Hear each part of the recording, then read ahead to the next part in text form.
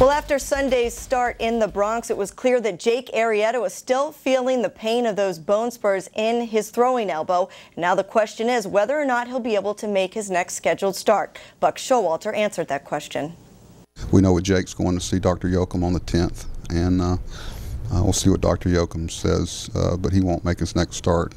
Talking with him after the game in New York and again on the plane going to Kansas City, the elbow is just, it's an issue that, he feels like, and we feel like he probably needs to let him look at it again. The good news is there's not any pain in the area that's usually consistent with ligament issues, so that's good news so far. And but we'll let the doctors look at it. Dr. Wilkins is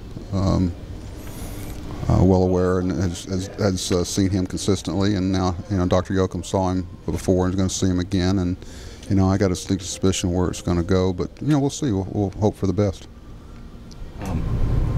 Are we assuming that whatever you want to call it, whether it's a spur or whatever, are we assuming that's what the problem is? Yes. In the elbow? Okay. Has he had any recent... It's more of a command issue with him. It's, the velocity's been okay. It hadn't been as consistent. I think it's really, if it's affecting, if he feels like it's affecting his command, Jake's obviously had a lot better command track record through his career than he's had here this year for the most part. He's had a couple games where he was a lot better. You see him for a 2 or 3 inning stint, but he's not able to maintain it. And if it's it's a physical thing, and obviously that weighs on you mentally too. Like he said that I think it's 4 or 5 times this year. He said with the spur. Is it a case where it's too early yet, but to maybe consider shutting him down early?